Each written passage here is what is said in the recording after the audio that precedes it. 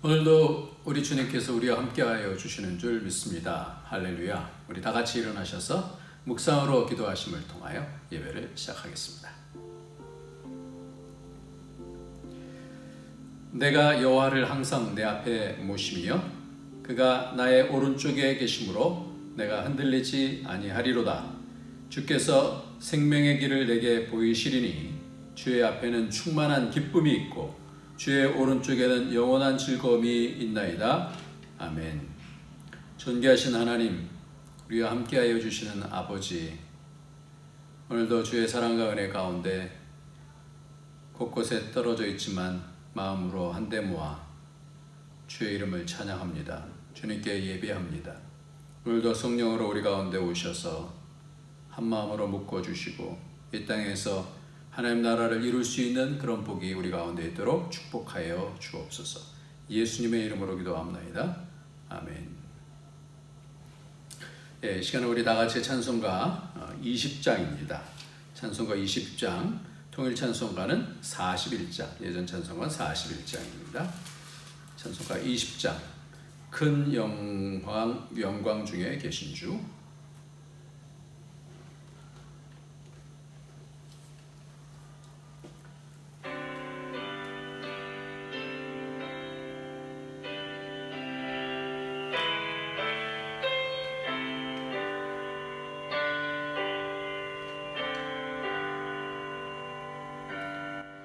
큰 영광 중에 계신 주 나 찬송합니다.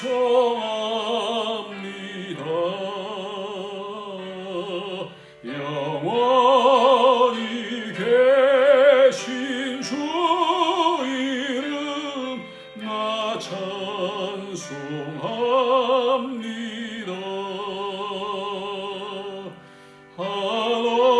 한없이 크신 능력을 나 찬송합니다.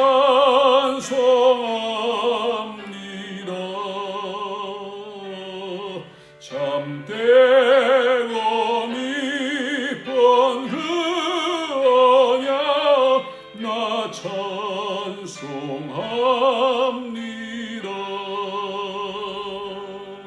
온 천지 창조하시던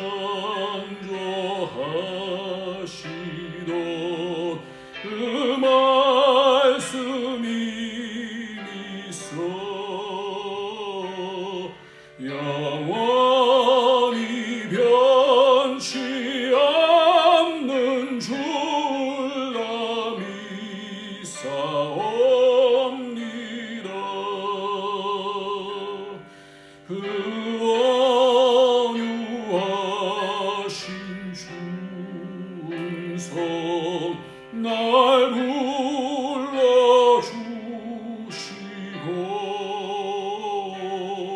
그 품에 품어주시니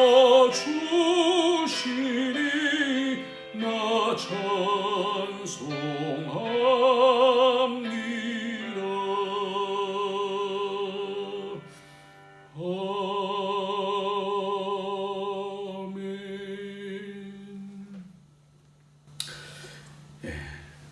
우리 주님의 이름을 찬양합니다. 이 시간에는 다 같이 주님 앞으로 나갈 때 제사를 지낼 때는 반드시 물두멍과 또 제단을 통과했듯이 우리에 있는 죄를 씻어야 그래야 예수의 피로 씻어야 우리가 하나님께로 갈 수 있습니다. 깨끗해져야 성령의 인도함을 받을 수 있습니다. 오늘도 이 시간 하나님 앞에 우리가 믿음으로 살지 못하고 내 의와 내 분과 내 생각과 내 뜻대로 살았던 모든 죄악들 용서하여 주시고 세상 속에서 살았던 죄악들 용서하여 주시옵소서. 우리 다 같이 회개하면서 주 앞으로 나가도록 하겠습니다. 주님,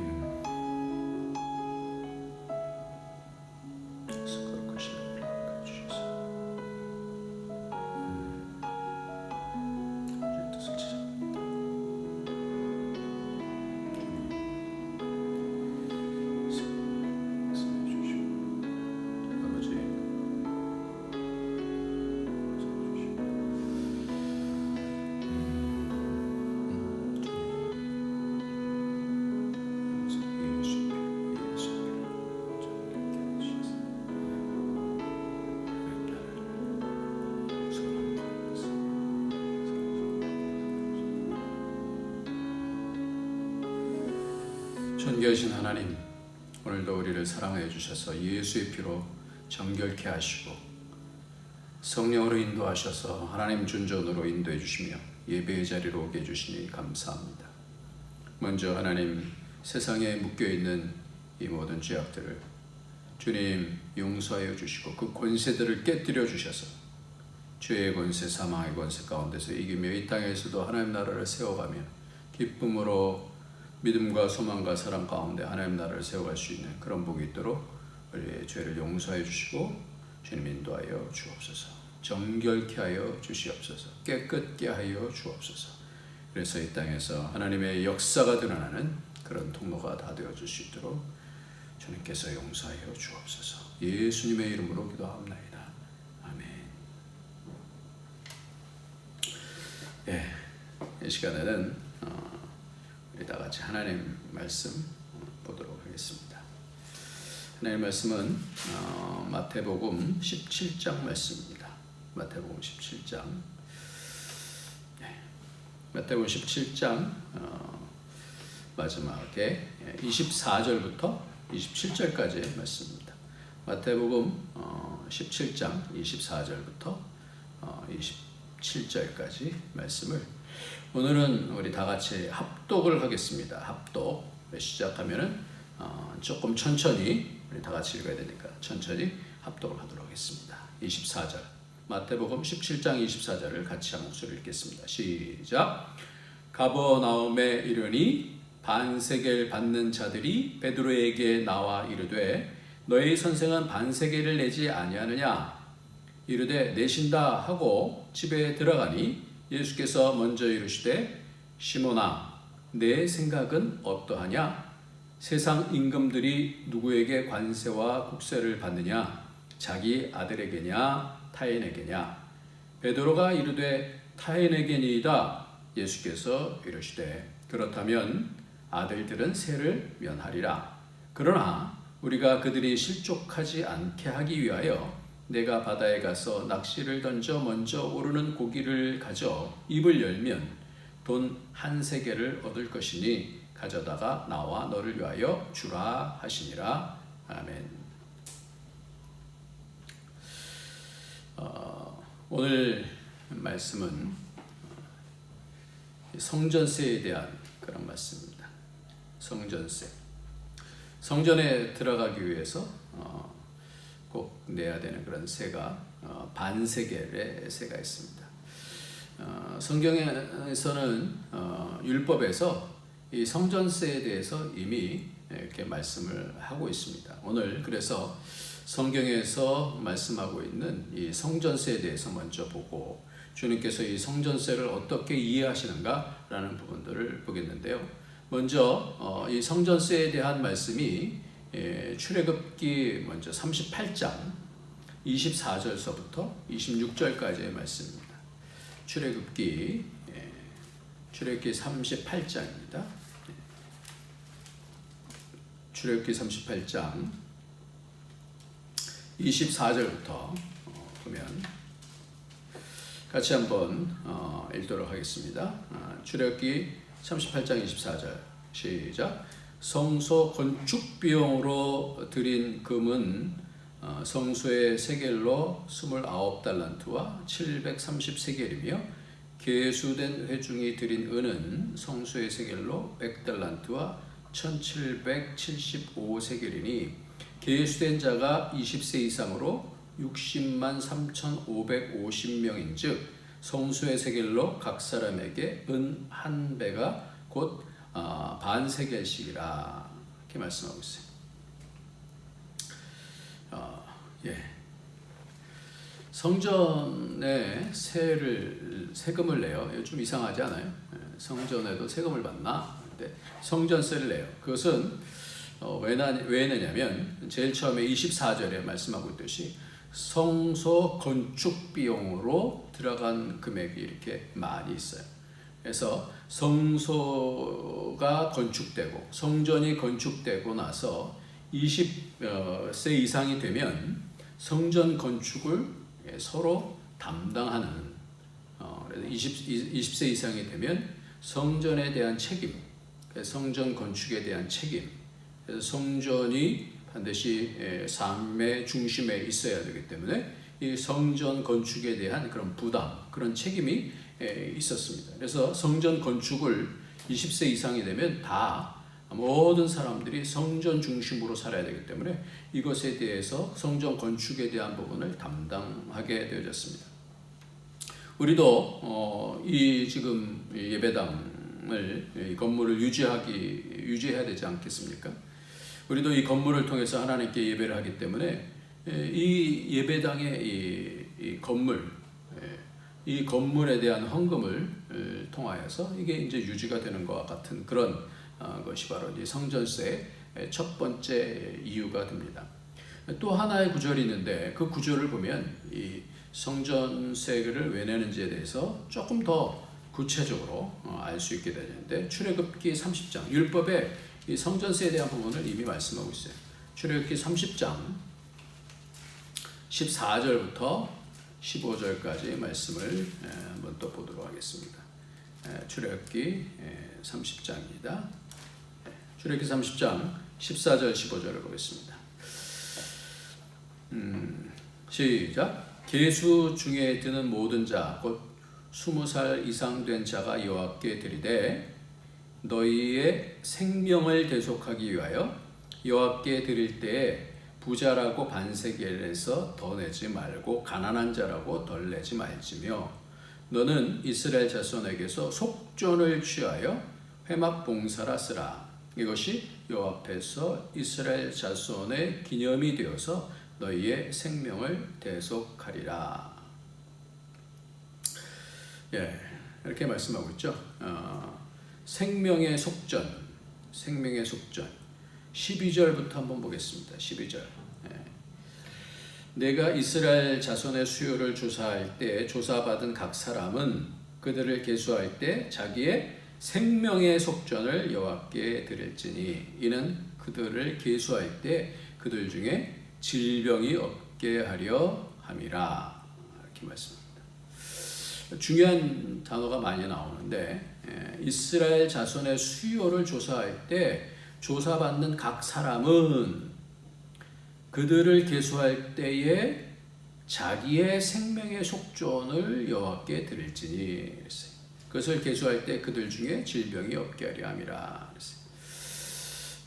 회막 봉사를 하는 것 가운데서 이스라엘 자손의 수요를 조사할 때 조사받는 사람들은 그들을 계수할 때 자신의 생명의 속전을 여호와께 드릴지니 그러면서 15절 말씀에는 너희의 생명을 대속하기 위하여 14절에 계수 중에 드는 모든 자 곧 20살 이상 된 자가 여호와께 드려야 되는데 너희의 생명을 대속하기 위하여 너희의 생명을 대속하리라. 16절에는 그렇게 말씀합니다. 속전, 생명의 대속, 생명을 대속하리라. 이렇게 반복해서 성전세를 내는 것에 대해서 또 말씀하고 있어요. 이 말씀은 각 사람에게 생명의 속전, 생명의 대속 이렇게 말씀하고 있는데 이 성전세를 말할 때 이것을 생명의 속전이라고 해요.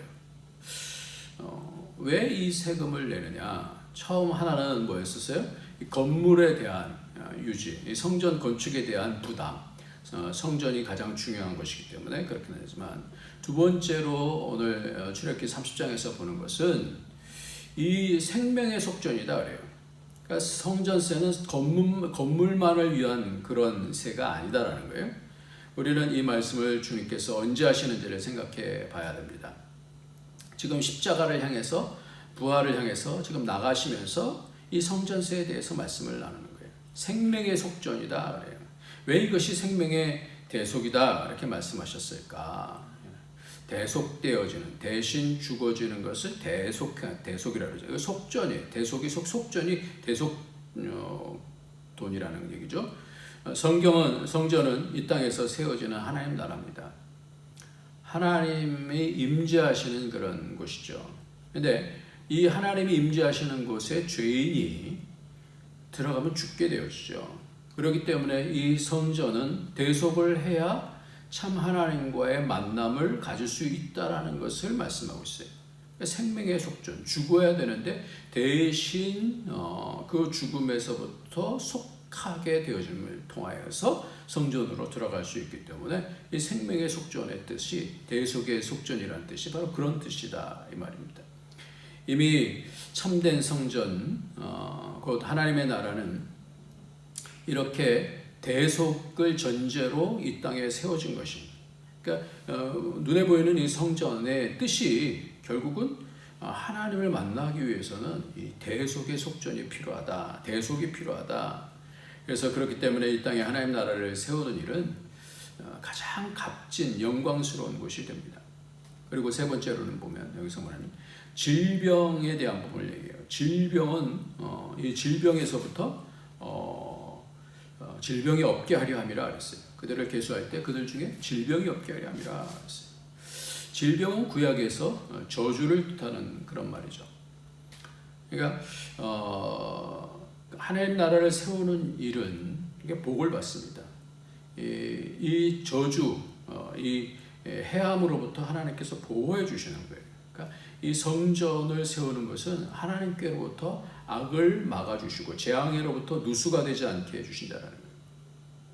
요즘 코로나로 엄청 피해가 막심할 때입니다. 그러나 주님이 우리가 주님의 나라를 세우고 그럴 때 성전을 섬기고 하나님 나라를 섬길 때 계수하시고 그것을 이 악으로부터 우리를 보호해 주신다라고 하는 그런 뜻이에요. 그 세 가지. 우리는 참 복받은 사람입니다. 지난번에 김하중 대사님이 하나님의 대사에 대한 일권에서 보니까 2002년 3년에 이 중국 땅에서 제가 그때도 있었습니다. 이 사스가 있었는데 이 사스 때나 지금 코로나 때나 뭐 그렇게 별반 다르지 않잖아요. 그 내용을 보니까 거의 비슷하더라고요. 그런데 이 한국 사람들을 다 철수해야 되는 그런 상황 속에서 있었는데 하나님께 기도를 했더니 철수하지 마라 그렇게 말씀하시는 거예요. 그러니까 그 다들 지금 막 불안해했고 뭐 밑에 있는 사람들도 다 철수하라고 그러는데 철수해야 됩니다 막 그러는데 하나님께서 철수하지 말라 그러니까 하나님의 영광을 보이시고자 철수하지 말라 그러니까 그러면서 하시는 말씀이 한국 사람은 한 명도 사스에 걸리지 않겠다 이렇게 약속을 해주시는 거예요. 이 말씀만 듣고 이렇게 선포하고 만약에 누가 한 명이라도 사스에 걸리면 어떡하겠어요? 이제 전염병인데. 근데 그때 하나님께서 그렇게 말씀해 주셔서 이렇게 전체적으로 뭐 나라에서 뭐 비행기를 통해서 한국으로 이렇게 철수하는 그런 일이 없었어요. 근데 그 끝났을 때 실제로 한국 사람들은 그래서 뭐 김치를 먹어서 그렇다면 사람들 많이 그렇게 얘기하고 있어요. 그랬을 때 한 명도 걸리지 않았어요. 그러면서 이 땅이 깜짝 놀랐죠. 하나님의 사람을 통하여서 계속해서 이 땅을 지원하면서 힘내게 하면서 그러면서 나중에 큰 영광을 이렇게 받게 되었습니다. 아무튼 오늘 이 성전세를 내는 것은 이 세 가지를 먼저 구약에서 보면 말씀하고 있는데 첫 번째는 건축 비용으로 장소 비용으로 성전세를 내요. 장소에 들어가는 그 비용이 있으니까 건축하는 비용이 있으니까. 두 번째로는 생명의 속전을 통해서 하나님을 만남을 알게 하시는 그러니까 생명의 속전이 있어야 하나님을 만날 수 있다. 죄인이기 때문에 이것을 미리 말씀하시는 그런 뜻이 바로 구약에서 율법 가운데 있습니다. 세 번째로는 이렇게 하나님의 성전에 들어가는 자는 악으로부터 병으로부터 누수되는 것으로부터 보호를 받는 것을 말씀해주고 있어요. 그렇기 때문에 예수님께서 성전세를 말씀하실 때는 이러한 내막을 지금 알고 지금 말씀하시는 것이죠. 그러면서 질문하시는 거예요. 그러니까 우리도 헌금할 때 왜 이 헌금을 하느냐 하는 것을 알고 내야 되지 않습니까? 하나님께서 돈이 없으셔서 내는 것이 아니지 않습니까? 그리고 쉽게 빠지는 의는 내가 내는 것을 통하여 교회가 존재하는 것이지 하는 그런 의로 내는 것이 아니라는 얘기예요. 우리가 헌금이든지 헌물인지 드릴 때 가져야 하는 마음은 바로 하나님 나라 백성으로서 이 땅에 하나님 나라가 세워지기 위해서 우리가 그 헌금을 통하여서 하나님 나라가 세워지고 내가 하나님의 백성으로서 하나님을 만나게 되어지는 그 거룩한 은혜가 있게 되어지고 하나님께서 그것을 기뻐하여 주셔서 우리를 보호하시고 인도하시고 그렇게 축복해 주신다는 거예요. 성전 중심, 교회 중심으로 살 수 있는 그런 복을 감사해서 하나님 앞에 드린다는 것을 말씀하고 있어요. 그래서 우리가 죄인으로서 하나님 뵐 수 없는데 하나님 뵐 수 있는 은혜를 우리에게 주신 우리 주님을 향해서 생명의 속전 되시는 주님께 감사하고 하나님을 뵙기를 간절히 소망하는 그런 마음으로 그 예물을 드리는 거예요. 그러니까 감사함과 더불어서 하나님 나라에 대한 소망과 더불어서 주님께 주님의 속전에 대해서 감사하고 또 우리가 선이신 주님께 가까이 감을 통해서 우리는 악으로부터 보호함을 받게 되고 모든 구원이 하나님께로부터 온다는 것을 우리 삶 속에서 체험할 수 있도록 주님께서 그렇게 이 성전세에 대해서 이미 말씀을 해주신 것입니다. 그런데 오늘 이 구약에서 이렇게 성전세에 대한 이야기의 그 내용, 그 깊이 있는 내용들에 대해서만 끝나지 않고 예수님께서는 그거보다 더 중요한 말씀에 대해서 말씀하고 있어요. 그 본질적인 내용들을 잊어버리니까 그냥 성전세를 내야 되느냐 말아야 되느냐 우리가 헌금을 해야 되느냐 말아야 되느냐 뭐 이런 쪽으로만 가다 보니까 주님께서 이 부분을 성전세에 대한 부분을 조금 더 영적인 그런 깊은 부분들을 터치해 주시면서 말씀하는 내용이 오늘 본문 말씀입니다. 그래서 오늘 마태복음 17장 24절부터 말씀을 25절까지만 한번 24, 25절만 한번 같이 읽겠습니다. 시작. 가버나움에 이르니 반세겔 받는 자들이 베드로에게 나와 이르되 너희 선생은 반세겔을 내지 아니하느냐 이르되 내신다 하고 집에 들어가니 예수께서 먼저 이르시되 시몬아 내 생각은 어떠하냐 세상 임금들이 누구에게 관세와 국세를 받느냐 자기 아들에게냐 타인에게냐 그렇게 물으셔요. 주님은 성전세 받는 사람이 베드로에게 물은 성전세에 대한 문제에 대해서 오히려 먼저 물어보셔요. 왜 그렇습니까? 이 성전세의 의도를 알고 있냐는 거예요. 내 생각은 어떠하냐? 그는 내신다 하고 대답하여 들어왔을 때 내 생각은 어떠냐? 물으시는 거예요.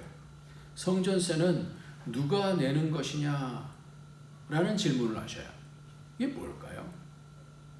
조금 더 구약에 있는 내용들을 잊어버리고 이제 내느냐 마느냐 이런 생각 가운데 있었을 때 주님께서는 그보다 더 본질적인 부분들을 말씀해 주시는데 세상 임금들이 누구에게 관세와 국세를 받느냐라는 그런 질문을 하셔요. 성전의 주인이신 주님께서 이 성전의 주인 되신단 말이에요. 그러니까 나라가 있으면 세상에 임금이 있겠죠. 임금들이 누구에게 관세와 국세를 받느냐 그러면서 그 핵심은 성전의 주인 되시는 주님께서 이 성전세에 대한 핵심을 지금 묻고 계시는 거예요. 집주인이나 아들이나 그 집에 들어간다고 해서 입장료 내지 않지 않습니까? 그러니까 베드로는 이렇게 대답을 하는 거예요.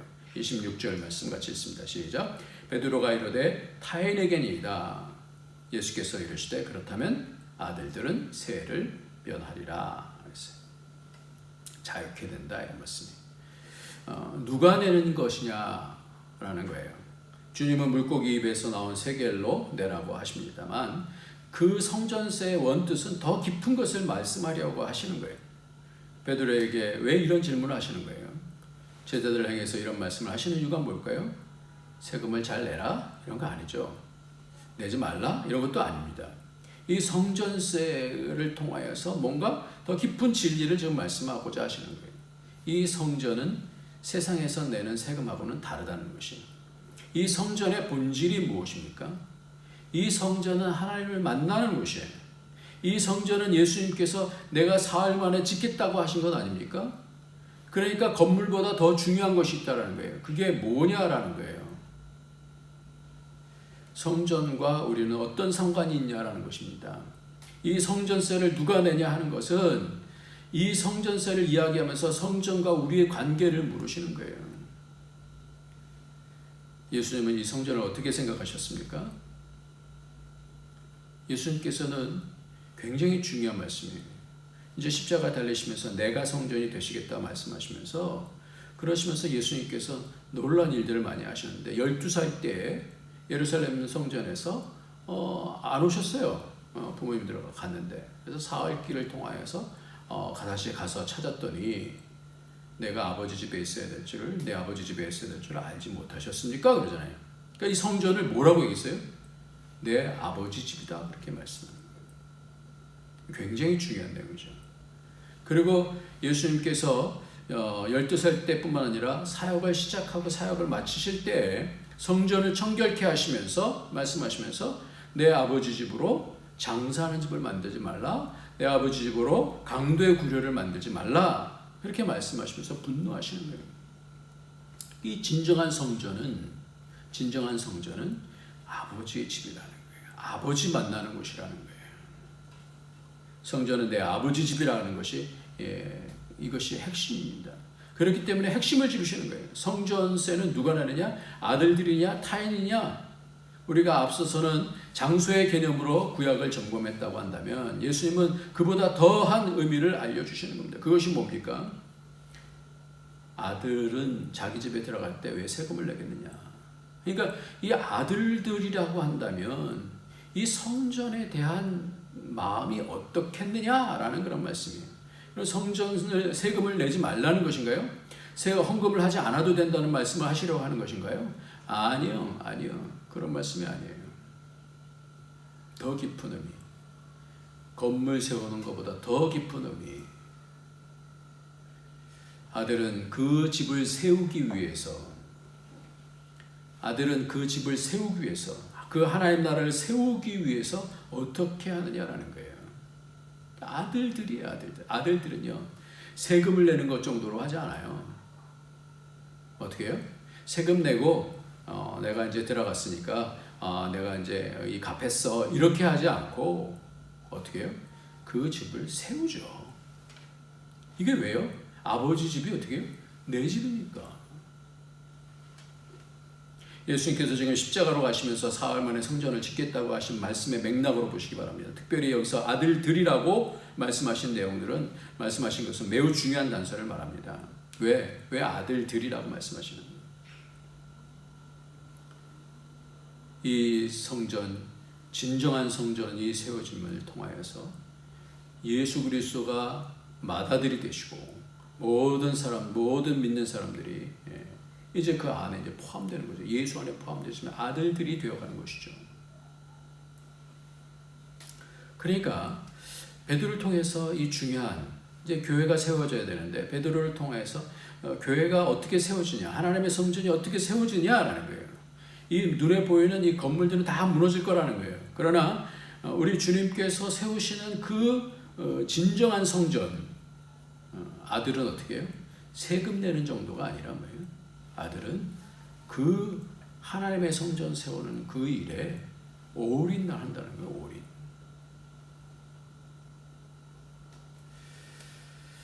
교회는 아들들이 세웁니다. 왜요? 아버지의 집이 곧 나의 집이기 때문에 그렇습니다. 타인은 잠깐 들어와서 보고 가면 끝나요. 그러나 아들은 계속해서 거기서 머물면서 그 나라가, 그 하나님 나라가, 그 성전이 영광스러워져야 되는 거 아니에요? 아버지가 영광스러워지면 그럼 자신도 영광스러워지는 거거든요. 나의 집이기 때문에 그래요. 잠시 와서 보고 가는 나그네 타인이 아니라 그 집이 내 아버지 집이고 내 생명의 집이기 때문에. 그런 의미에 있어서 탕자라는 그 비유가 있는데, 그 탕자의 비유 가운데서 그 탕자의 형은, 큰아들은 장자였었어요. 그러니까 그 집이 결국은 자기의 집이 되는 거거든요. 그러나 그는 종의 마음으로 살았어요. 내가 아버지를 섬겼다 그래요. 종으로 사는 거예요. 내 것이 다 너희 것인데 이렇게 말하잖아요. 하나님 나라에서 종의 마음으로 사는 사람과 아들의 마음으로 사는 사람과는 이렇게 다른 거예요. 그러니까 하나님의 성전이 세워지기 위해서 그 어떤 것들도 하나님 나라가 이것이 이 땅의 생명이기 때문에 이 나라를 세우기 위해서 주님을 받들고 주님의 나라 세워지기를 위해서 목숨을 거는 사람하고 잠깐 이렇게 오는 그런 거하고는 차원이 다르죠.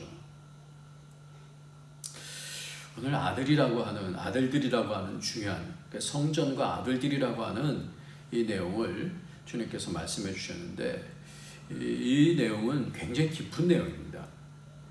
성경의 언약을 얘기하면 나는 너에게 하나님이 되고 너희는 나에게 백성이 된다. 그러면서 창세기서부터 계속해서 언약이 나왔잖아요.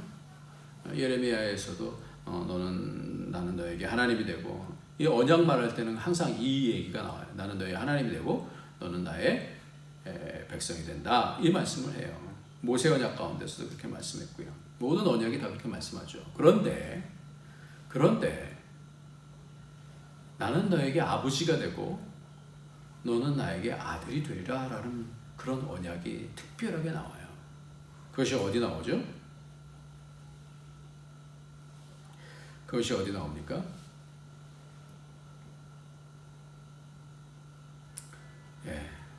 그것이 사무엘 하에 나오죠. 사무엘 하. 사무엘 하 한번 봅시다.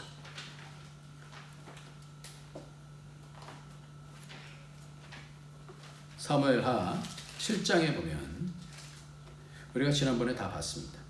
7장 13절 14절 한번 보겠습니다. 사무엘하 7장 13, 14절 보면 나는 13절 그는 내 이름을 위하여 집을 건축할 것이요 나는 그의 나라 왕위를 영원히 견고하게 하리라. 나는 그에게 아버지가 되고 그는 내게 아들이 되리니 그가 만일 죄를 범하면 내가 사람의 매와 인생의 채찍으로 징계하려니와. 이렇게 말씀하고 있어요. 이것이 언제 말씀하는 거예요? 성전 세우면서 말씀하는 거예요. 성전. 하나님께서 성전 세운다는 말씀, 그래서 7장의 앞에 보면 이렇게 말씀해요. 5절에 보면 가서 내 종 다윗에게 말하기를 여호와께서 이와 같이 말씀하시되 내가 나를 위하여 내가 살 집을 건축하겠느냐, 성전 건축하겠느냐. 그러니까 하나님 나라를 말씀을 할 때에 특별히 이제 나라, 이스라엘 나라를 말씀하시고, 그럴 때는 이제 백성으로 말씀해요. 백성. 그래서 이스라엘 나라가 출애굽하면서 하나님과 언약을 맺을 땐 백성, 하나님과 백성에 대한 법을 말씀하고, 또 하나는 더 구체적으로는 성전을 말씀하실 때는 항상 뭘 말씀해요? 이 성전에 대한 언약을 말씀할 때는 아들이라 그렇게 말씀하는 거예요. 그러니까 하나님의 나라, 그 나라 가운데서 그 성전을 세우는 이 일에는 하나님께서는 가장 마음의 중심에 있다는 것을 말씀하고 있어요. 오늘 이 가운데서 백성이 될 자가 있고요, 아들들이 될 자가 있다는 겁니다. 그러니까 하나님의 아버지로서 서실 때가 있고 하나님이 하나님으로 서실 때가 있다는 거예요.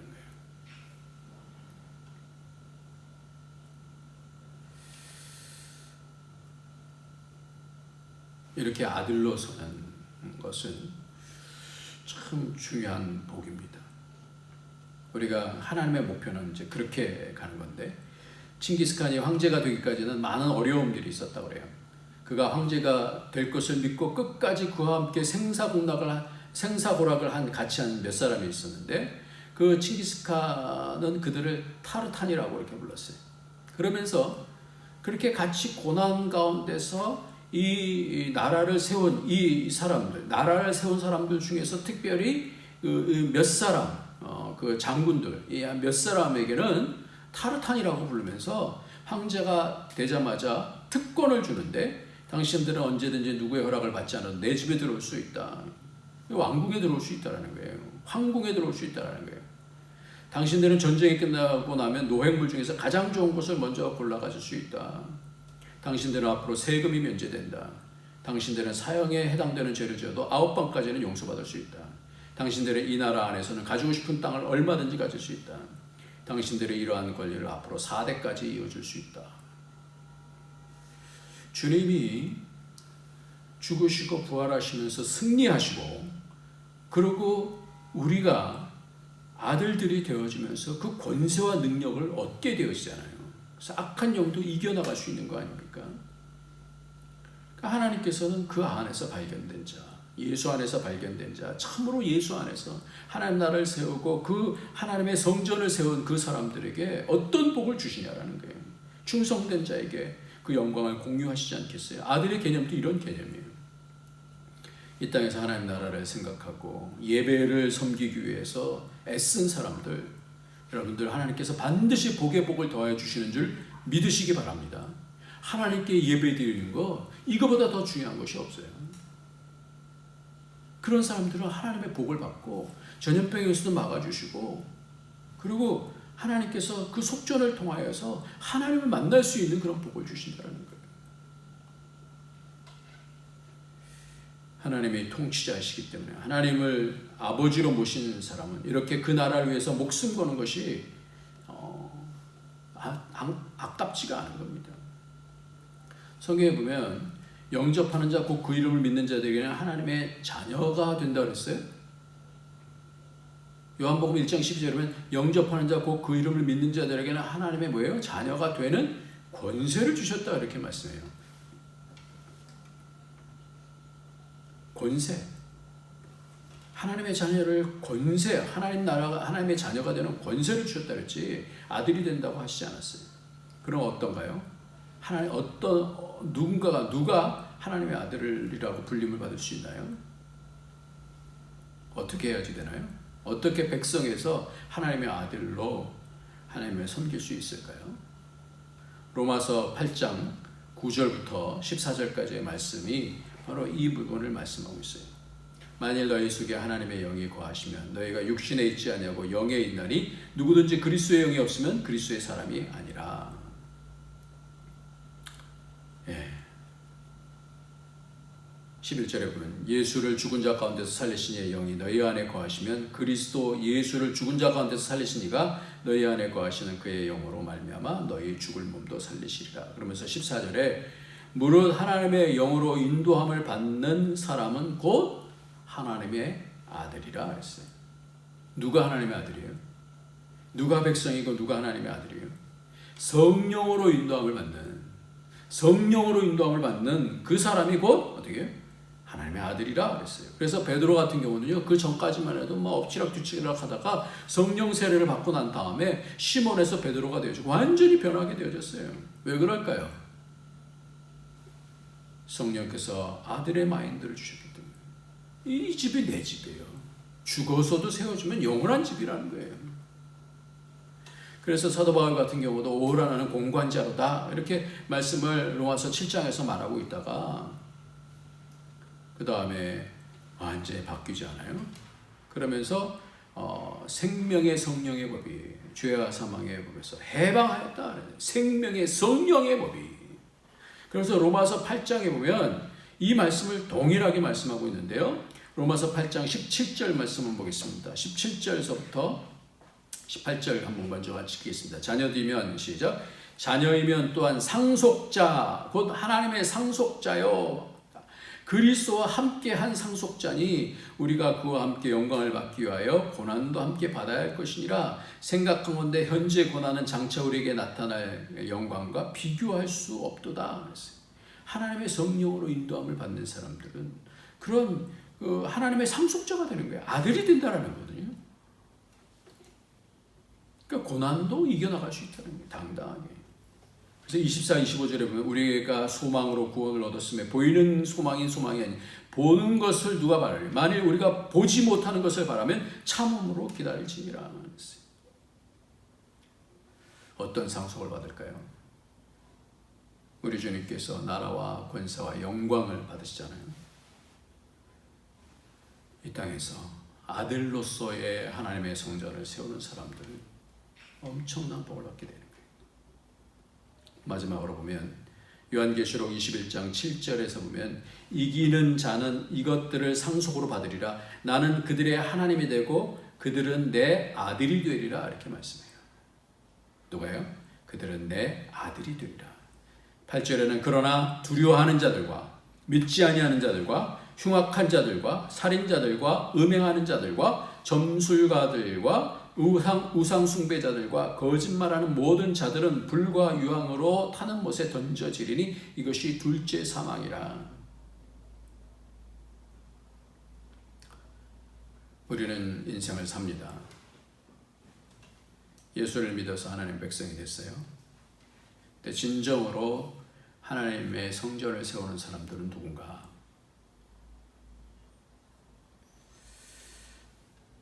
1892년 32살의 적지 않은 나이에 한 선교사가 조선에 입국을 했습니다. 그는 선교사들의 집단 거주지가 아닌 가난한 조선인 마을에 집을 얻어서 생활하면서 조선의 가장 낮은 자리에 시선을 두었습니다. 그는 도착한 지 몇 주 만에 집안일을 돕던 여인을 전도했고 반년 만에 우리말로 대화와 기도를 할 수 있었습니다. 그는 매일 20명에서 30명의 사람들을 만나서 성경을 가르쳤습니다. 8년 만에 25개의 예배 주소를 마련했으며 850여 명의 교인들이 예배하는 놀라운 일을 이루었습니다. 조선의 계급제도에서도 가장 밑바닥이었던 백정들이 모여 살던 곳을 찾아다니던 그는 전염병을 앓고 있던 백정 박가를 위해 고정임금의 주치였던 의료선교사 에비슨을 불러 돌보기도 했습니다. 조선인들의 사랑방을 찾아다니는 파란 눈의 외국인, 천민들의 친구, 백정 전도의 개척자, 사랑의 사도로 존경받았던 이 선교사는 바로 세물 무어라고 하는 모삼열이라고 하는 이런 선교사였어요. 모삼열, 사무엘 무어 선교사. 그는 기도와 눈물로 곤당골 교회, 지금의 승동교회입니다. 승동교회를 세웠고 이름도 갖지 못한 채 인간 대우를 받지 못했던 백정 박가는 무어 선교사의 사랑에 감동받아 개신교도가 되었고 무어 목사에게서 성춘이라는 이름을 받았습니다. 그래서 백정 박성춘이 세례를 받고 교회에 다니자 곤당골 교회의 양반 교인들은 백정과 함께 예배드릴 수 없다며 최소한 자리만이라도 구별해 줄 것을 요구했습니다. 그러나 무어는 주님의 몸된 교회 안에서 어떤 경우에도 그런 차별적인 행위를 할 수 없다. 우리 모두는 똑같은 하나님의 자녀라며 그 제안을 거부했고 이에 양반들은 갈라져 홍문동 교회를 세웠습니다. 후에 두 교회는 다시 화합되었고 양반들은 하나님께 자신의 교만함을 회개했다고 합니다. 박성춘은 교회의 빈자리를 메우기 위해 수많은 백정들을 인도했고 승동교회의 장로가 되어 신분제도 철폐를 주도했을 뿐만 아니라 1898년 만민공동회에 기조연설을 했습니다. 후에 허들리 여사는 무어 선교사에 의한 조선의 백정의 해방을 세계를 뒤집어 놓은 사건이라고 명명하면서 링컨 대통령의 노예 해방 선언을 얻은 미국 흑인들의 기쁨은 한국 백정들의 기쁨보다 결코 더 크지 않았다라고 그의 책에 기술했습니다. 가난과 질병, 억눌림 받은 사람들의 곁을 지키며 복음을 끝까지 전하던 그는 결국 전염병으로 순교했습니다. 조선에 온 지 14년 만의 일입니다. 양화진에 가면 묘지가 있는데 조선 사람을 사랑하였고 또 그들을 예수께 인도하기를 원하였습니다. 예수 그리스도의 충실한 일꾼으로 이렇게 새기되어 있습니다. 오늘 우리의 삶 가운데 여러 가지 어려움을 겪고 있습니다만 우리가 이 땅에서 사는 이유와 존재 이유가 무엇인가 한번 생각해 보면서 오늘 예수님께서 이 성전세를 말하면서 하나님의 성전을 세우는 것이 어떻게 큰 복이 되어지는지 아들들이 된다 이렇게 말했어요. 하나님의 성전을 온전하게 세우는 그런 가문들은 하나님의 아들들이 된다. 그 영광, 그 상속을 받게 되어진다. 성령으로 인도함 받게 된다 이렇게 말씀하고 있어요. 오늘도 저와 여러분이 이 땅에서 여러 가지 어려운 상황 속에 있지만 가장 중요한 것은 하나님 앞에 예배를 드리는 거예요. 하나님의 나라를 세울 뿐만 아니라 하나님의 심정으로 이 땅에 하나님의 마음을 전달하고 그것에 순종하고 해서 이 땅에서 하나님의 얼굴을 보일 수 있는 그런 아들로서의 삶을 사는 하나님을 자랑스럽게 하고 어떤 상황 속에도 꿋꿋하게 이겨나가는 그런 복이 있을 때 하나님께서 우리를 하나님 만나주시고 전염병으로도 보호해 주시고 여러 가지 어려움 가운데서 우리를 인도해 주셔서 하나님께서 이 땅에서 죽어도 어떤 상황으로 죽어도 하나님의 영광스러운 그런 하나님의 성전을 세운 자들로 복의 복을 내려주실 줄 믿습니다. 그런 복이 저와 여러분에게 있어지길 예수님의 이름으로 축원합니다. 아멘. 하나님 아버지, 우리에게 이 땅에 하나님의 성전을 세워주시고 하나님 나라를 말씀해 주시고 그 가운데서도 특별히 하나님께 예배드리는 그런 하나님 백성들 되게 해주시니 감사합니다. 우리의 삶 속에서 예배를 놓치지 않게 하여 주시고 예배 가운데 역사해 주시는 성령의 은혜를 덧입어서 이 땅을 승리해 나갈 수 있도록 주님 축복하여 주시옵소서. 하나님 이 땅에 여러 가지 어려움들이 있을 때 하나님께서 이 모든 전염병으로부터 막아주시고 하나님 주의 사랑하는 자녀들이 하나님의 은혜 가운데서 보호함받고 인도함받고 승리해 나갈 수 있도록 이기는 자는 아들이 된다 말씀해 주셨사오니 끝까지 믿음으로 이겨나갈 수 있도록 하나님 축복하여 주옵소서. 낙심하지 말지니 선을 행하되 낙심하지 말지니 포기하지 않으면 때가 이르매 이루겠다 말씀해 주셨사오니 하나님의 당신의 선하신 하나님께서 선하신 말씀으로 말씀해 주신 이 예배하는 것을 회복시켜 주시고 다시 애들 다 모여서 진정으로 하나님 앞에 예배드릴 수 있는 그런 복이 있도록 속히 인도하여 주시옵소서. 예수님의 이름으로 기도합니다. 아멘. 이 시간에는 우리 찬송가 182장입니다. 찬송가 182장 182장 강물같이 흐르는 기쁨 성령 강림함이라 정결한 마음 영원하도록 주의 거처 되겠네. 강물같이 흐르는 기쁨입니다.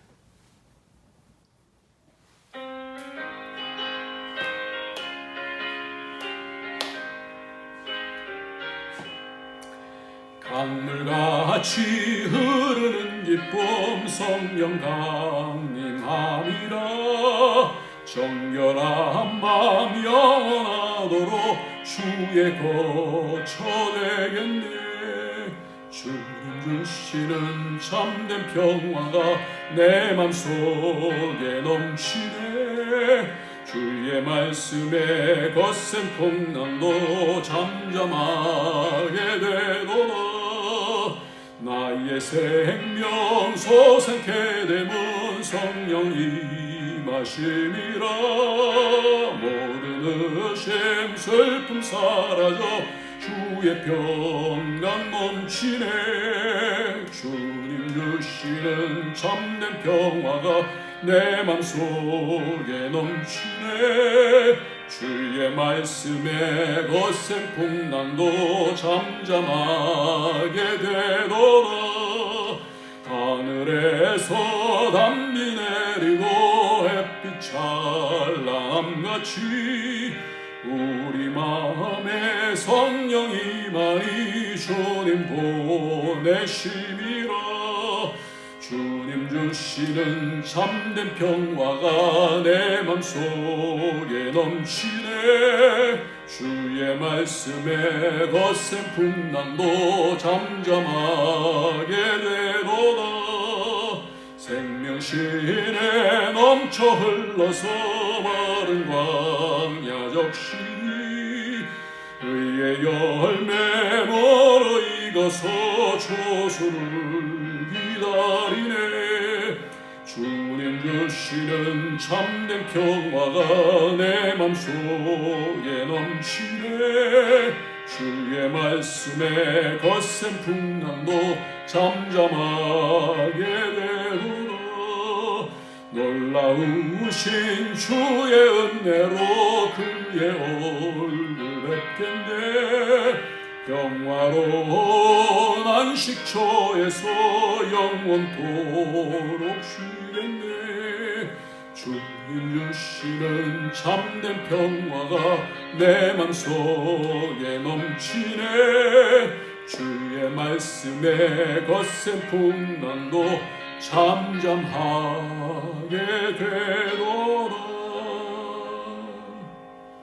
아멘. 하나님 오늘도 주님 앞에 빈손 들고 오지 않고 하나님 앞에 예물 드리게 해주심을 감사합니다.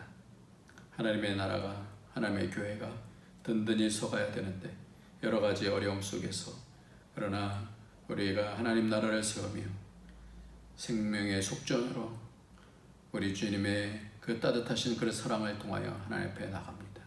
우리를 만나주시고 위로하시고 우리의 삶을 힘있게 하여 주시며 세상에서 이길 수 있도록 해주시는 우리 주님을 찬양합니다.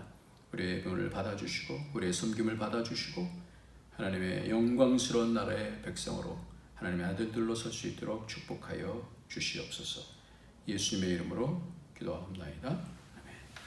이제는 우리 주 예수 그리스도의 무한하신 은혜와 독생자 아낌없이 주신 하나님의 그 크신 사랑과 성령의 교통교제 충만 인도하심이 오늘도 하나님의 존전에 나오지는 못하지만 심령으로 나오고 같이 예배하며 진정한 하나님의 품으로 나가는 주의 모든 권속들 머리 위에 그 가정 위에 가는 모든 일들 위에 우리 안디옥 교회 위에 이제부터 영원토록 함께 있을지어다.